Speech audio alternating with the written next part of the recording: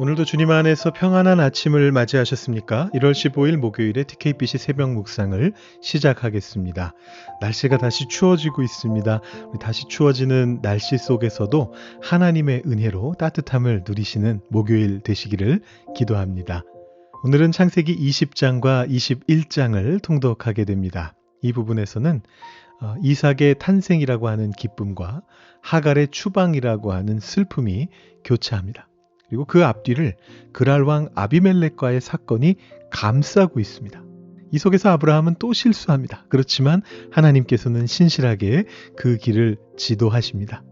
새번역과 개역개정의 차이 두 군데만 간단하게 짚어드리고요.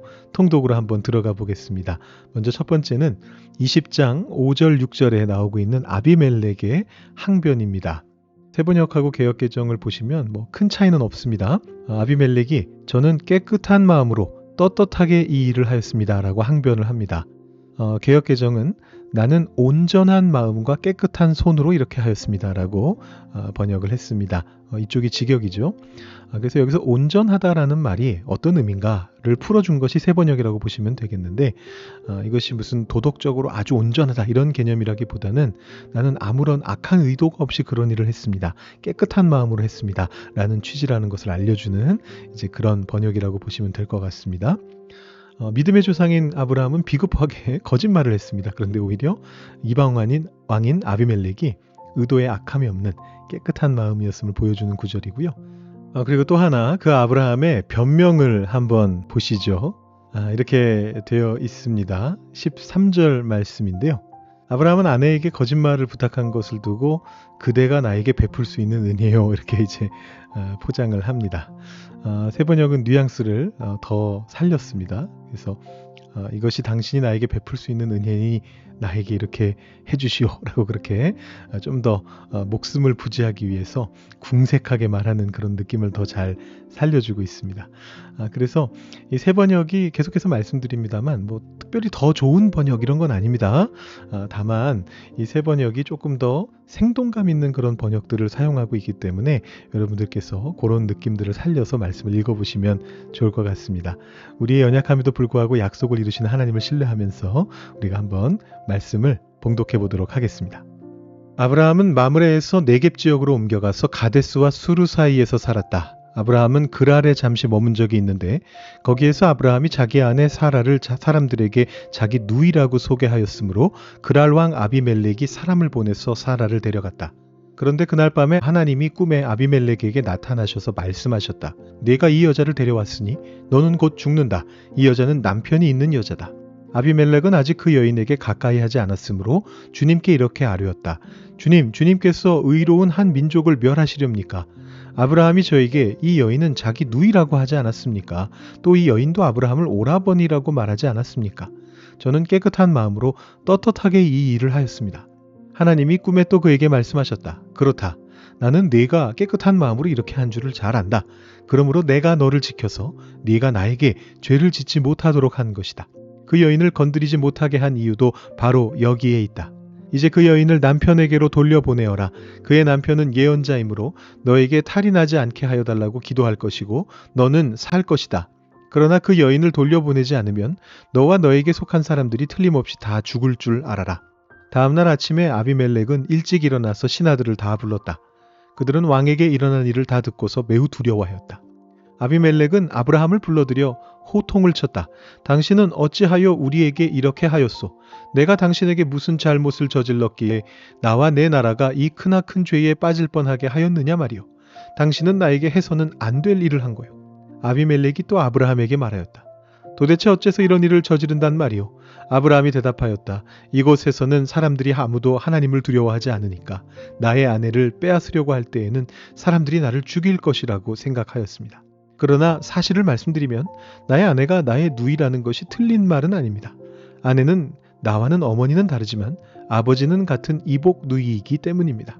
하나님이 나를 아버지 집에서 떠나서 여러 나라로 두루 다니게 하실 때에 내가 아내에게 부탁한 말이 있습니다. 우리가 어느 곳으로 가든지 사람들이 나를 두고서 묻거든 그대는 나를 오라버니라고 하시오. 이것이 그대가 나에게 베풀 수 있는 은혜요 하고 말한 바 있습니다. 아비멜렉이 아브라함에게 양떼와 소떼와 남종과 여종을 선물로 주고 아내 사라도 아브라함에게 돌려보냈다. 아비멜렉이 아브라함에게 말하였다. 나의 땅이 당신 앞에 있으니 원하는 곳이 어디이든지 가서 거기에서 자리를 잡으시오. 그리고 사라에게는 이렇게 말하였다. 나는 그대의 오라버니에게 은 1,000세겔을 주었소. 이것은 그대와 함께 있는 여러 사람에게서 그대가 받은 부끄러움을 조금이나마 덜어보려는 나의 성의의 표시요. 그대가 결백하다는 것을 모두가 알게 될 것이요. 아브라함이 하나님께 기도하니 하나님이 아비멜렉과 그의 아내와 그의 여종들이 다시 아이를 가질 수 있도록 태를 열어주셨다. 아비멜렉이 아브라함의 아내 사라를 데려간 일로 주님께서는 전에 아비멜렉 집안의 모든 여자의 태를 닫으셨었다. 주님께서는 말씀하신 대로 사라를 돌보셨다.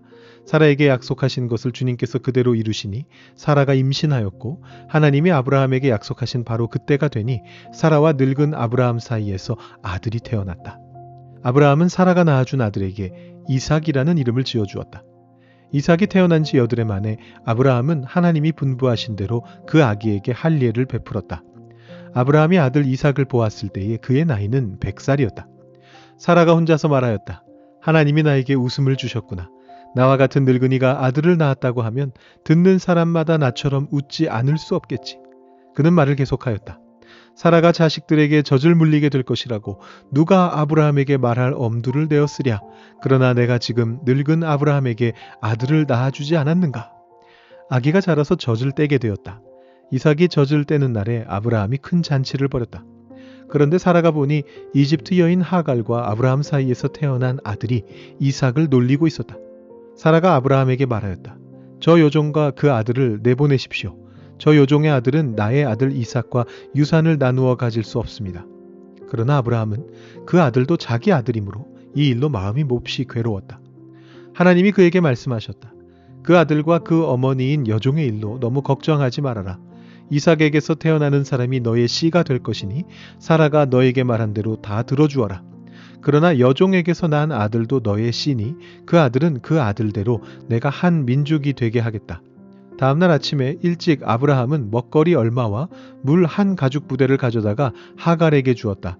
그는 먹거리와 마실 물을 하갈의 어깨에 메워주고서 그를 아이와 함께 내보냈다. 하갈은 길을 나서서 브엘세바 빈 들에서 정처 없이 헤매고 다녔다.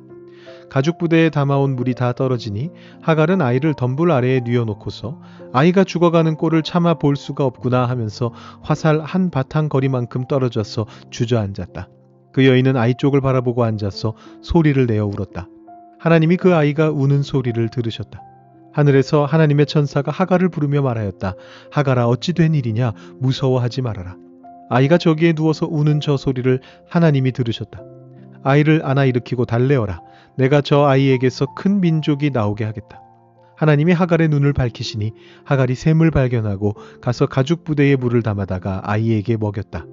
그 아이가 자라는 동안에 하나님이 그 아이와 늘 함께 계시면서 돌보셨다. 그는 광야에 살면서 활을 쏘는 사람이 되었다. 그가 바란 광야에서 살 때에 그의 어머니가 그에게 이집트 땅에 사는 여인을 데려가서 아내로 삼게 하였다. 그 무렵에 아비멜렉과 그의 군사령관 비골이 아브라함에게 말하였다. 하나님은 당신이 무슨 일을 하든지 당신을 도우십니다. 이제 여기 하나님 앞에서 당신이 나와 나의 아이들과 나의 자손을 속이지 않겠다고 맹세하십시오. 당신이 나그네 살이를 하는 우리 땅에서 내가 당신에게 한 것처럼 당신도 나와 이 땅 사람들에게 친절을 베풀어 주시기 바랍니다. 아브라함이 말하였다. 맹세합니다. 이렇게 말하고 나서 아브라함은 아비멜렉의 종들이 우물을 빼앗은 것을 아비멜렉에게 항의하였다. 그러나 아비멜렉은 이렇게 말하였다. 누가 그런 일을 저질렀는지 나는 모릅니다. 당신도 그런 말을 여태까지 나에게 하지 않았습니다. 나는 그 일을 겨우 오늘에 와서야 들었습니다. 아브라함이 양과 소를 끌고 와서 아비멜렉에게 주고 두 사람이 서로 언약을 세웠다. 아브라함이 양떼에서 새끼 암양 7마리를 따로 떼어 놓으니 아비멜렉이 아브라함에게 물었다. 새끼 암양 7마리를 따로 떼어 놓은 까닭이 무엇입니까? 아브라함이 대답하였다. 내가 이 우물을 파놓은 증거로 이 새끼 암양 7마리를 드리려고 합니다. 이 두 사람이 여기에서 이렇게 맹세를 하였으므로 그곳을 브엘세바라고 한다. 아브라함과 아비멜렉이 브엘세바에서 언약을 세운 다음에 아비멜렉과 그의 군사령관 비골은 블레셋 사람의 땅으로 돌아갔다. 아브라함은 브엘세바에 에셀나무를 심고 거기에서 영생하시는 주 하나님의 이름을 부르며 예배를 드렸다. 아브라함은 오랫동안 블레셋 족속의 땅에 머물러 있었다. 아멘. 오늘 우리가 묵상할 말씀은 창세기 21장 14절부터 16절까지의 말씀입니다. 제가 세 번역으로 한번 읽어 드리겠습니다. 다음날 아침에 일찍 아브라함은 먹거리 얼마와 물 한 가죽 부대를 가져다가 하갈에게 주었다. 그는 먹거리와 마실 물을 하갈의 어깨에 메워주고서 그를 아이와 함께 내보냈다. 하갈은 길을 나서서 브엘세바 빈들에서 정처 없이 헤매고 다녔다. 가죽 부대에 담아온 물이 다 떨어지니 하갈은 아이를 덤불 아래에 뉘어놓고서 아이가 죽어가는 꼴을 참아 볼 수가 없구나 하면서 화살 한바탕 거리만큼 떨어져서 주저앉았다. 그 여인은 아이 쪽을 바라보고 앉아서 소리를 내어 울었다. 아멘. 오늘 본문에는 이해하기 힘든 비극이 등장합니다. 하나님께서 분명 그렇게 말씀하셨어요. 하갈과 이스마엘에게 16장 17장에서 큰 민족을 이루게 하겠다라고 약속하셨습니다. 그 이야기를 하갈도 듣고 아브라함도 들었습니다. 자, 그러면 이 사람들은 살아남아서 민족을 이루어야 되잖아요. 그런데 오늘 본문에서 그들은 물이 떨어져 죽을 위기에 처하게 됩니다. 왜 약속받은 자들이 죽음을 목도해야 할까요? 우리는 그 원인을 아브라함의 행동에서 찾아볼 수가 있습니다. 14절을 보면 아브라함이 하갈과 이스마엘을 내보내는 장면이 나오는데 여기서 원문을 좀 살펴보면요. 개역개정의 말씀하고 세번역의 말씀에 약간의 뉘앙스가 차이가 있는데 이 경우는 사실은 개역개정의 번역이 조금 더 원문에 가깝고 그 의미를 더 살려주고 있습니다. 세번역은 그냥 하갈과 그 아이를 내보냈다 이렇게만 얘기하고 있는데 이 개역개정은 하갈의 어깨에 물부대를 지어주고 그 아이를 데리고 가게 했다라고 표현해요. 자, 이것을 학자들이 어떻게 생각하느냐 하면 하갈을 내보내려고 하면서 이 아이만큼은 끝까지 아브라함이 손을 잡고 있다가 마지막에 주저하면서 그 손을 하갈에게 내어준 것이다라고 그렇게 해석을 합니다. 그러니까 아브라함은 물과 떡은 일단 하갈에게 줬는데 아이만큼은 차마 내주지 못해서 마지막 순간까지 붙잡고 있었던 것이죠. 사라가 요청했고 그 사라의 요청을 하나님이 들어주라고 말씀하셨기 때문에 아브라함이 어쩔 수 없이 순종했지만 마음이 찢어지는 슬픔 때문에 아이를 떠나보내기를 주저했던 것입니다. 근데 문제는 이 슬픔으로 인한 주저함이 치명적인 실수를 낳았다라는 것입니다.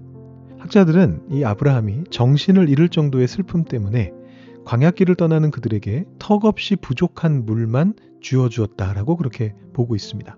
여기 나오는 물 한 가죽 부대는 염소 가죽으로 만든 건데요. 당시에 이 가죽 부대는 대략 15리터 정도의 물을 담을 수 있었다고 합니다. 적은 양은 아니지만 고대 사회에서 두 사람이 광야길을 헤맬 때 넉넉한 분량도 아니죠. 아들을 죽이려고 했던 의도는 아니었습니다. 오히려 너무나 사랑했기 때문에 헤어짐이 너무 괴로워서 정신이 혼미해진 나머지 챙겨야 될 생존의 필수품을 오히려 제대로 챙기지 못했던 겁니다. 그 결과가 바로 죽음이었죠. 인간의 사랑이 이렇게 연약한 것입니다.